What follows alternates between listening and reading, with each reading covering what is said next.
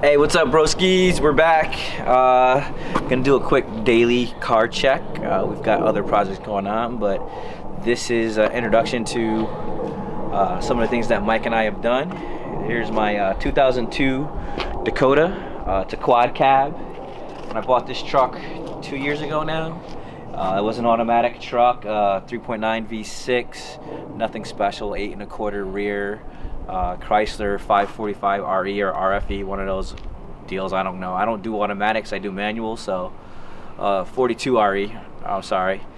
Again, I don't do automatics. I do manual. So when I got the truck, I converted it to it's still a 3.9 liter V6, but it's backed behind an MB 3500. I took the weaker rear diff out, which was the 8 1/4, and I put a 9 1/4 with 392 gears in it, limited slip diff.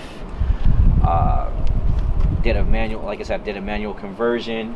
We did a full Hotchkiss TVS system on it. Hotchkiss no longer sells that kit, so if you're lucky enough to find it, you should definitely install it. It's top of the line stuff.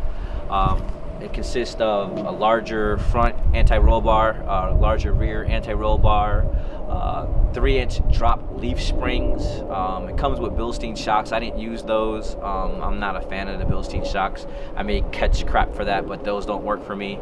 So I have Billet Specialty 2 drop shocks on it. I had lower control arms, 2-inch lower control arms for a 5-inch drop in the front. I had to take those off. It was too low. I was scraping everywhere, and with the kids and the wife driving in this truck, they got annoyed quick. I loved it, but they hated it, so I had to raise it up a little bit in the front.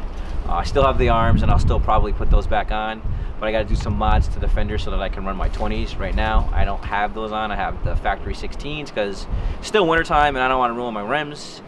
I had to have a custom drive shaft built for it. It's a solid one-piece drive shaft.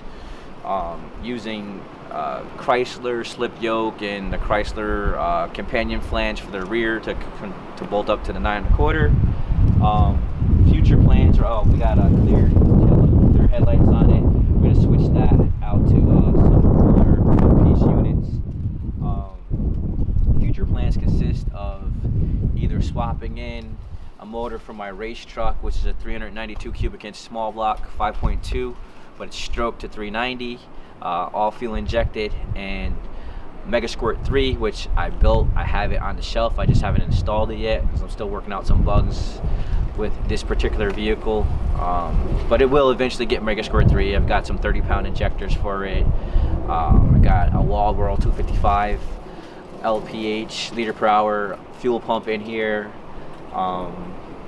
It's just a daily driver. It's a quad cab, so I've got car seats in the back for my kids, got tools and crap in it. It's nothing special, but it's special to me because me and Broski built it 3 times. We did a cab swap on it twice.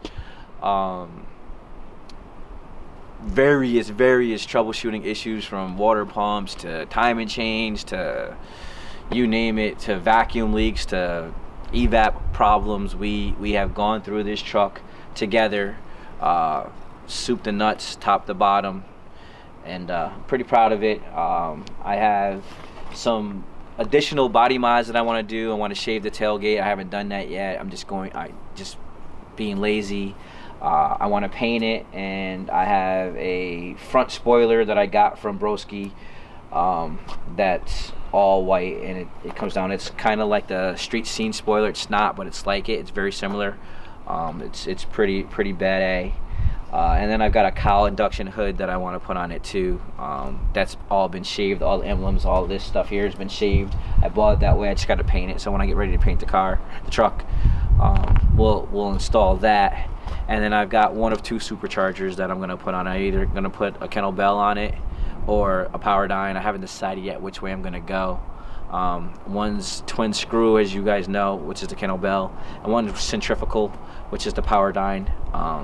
Powerdynes are known for pretty bad belt slips, so I'm leaning towards the Kennel Bell, but we'll see how that all works out because I'm actually a bigger fan of Boost. It's just I got to use some of the parts that I have sitting around and on the shelf before my wife kills me.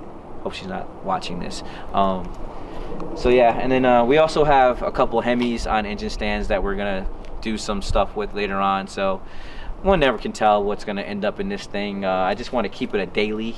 It's got to stay 5-speed for me or manual for me, whatever, 5, 4, 6, I don't care, and usable. All right, broskies, you just went over the truck. This is my 2016 WRX Premium. Right now, because it is still winter, I don't have the AVIDs on. So as you can see on the front, I went with the front mount intercooler. This one is the Turbo X's front mount. If you come over here, I've done a little bit more to it. How do we zoom in? How do we zoom in? I'll just come up, but the zoom's right here. So far, what I've done is I've taken off the top mount. I've installed some additional bracing in the back. The WRXs had an issue with the mount shearing off, even with completely factory setup. So I went ahead and braced that, put the parent pitch stop in, went ahead and did the front mount setup, and at the same time did the AEM intake. And I doubt you'll be able to see it because it's relocated, but down bottom here I have the Boomba blow-off valve. You can tell by some of the other accessories, I'm a big fan of Boomba and Turbo X's.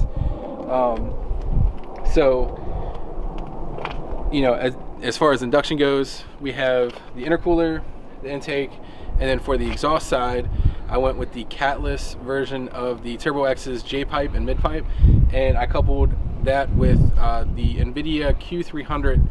So even though it does give me a little bit of a sound, it keeps it more stealthy, low-key, just because this is the daily. I commute 100 miles a day for work, and I don't like the drone of that anymore. Also, with having 2 kids, it makes it a hell of a lot easier, you know, picking up in the morning, dropping off, and any other routine stuff that I've got to do. Now, I've also upgraded the short throw on this, so I've done the Boomba short throw shifter and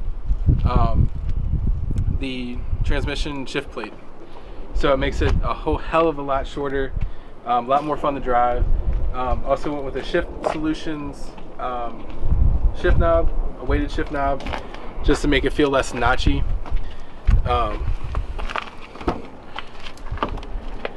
As you can see inside, it's all factory, kind of dirty, but if you look in, you should see it just past the steering wheel.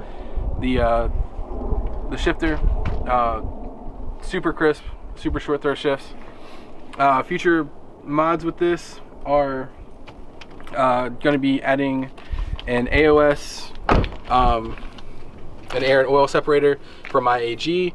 I'm going to do a Mishimoto oil cooler, and I'm going to top mount that so the scoop on the hood actually does something other than just allow air to pass over the back of the engine and over the top of the transmission. And then that should also help me dramatically for any kind of track day I do at VIR, just keeping oil temps down, and then also it reduces the blow by that could go into the system as well. That would hurt performance.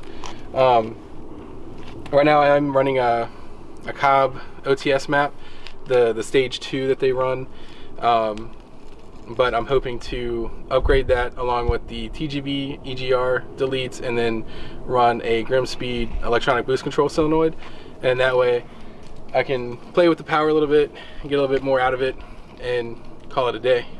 All right, broskies, that's the car check. Be on the lookout for another car check later on.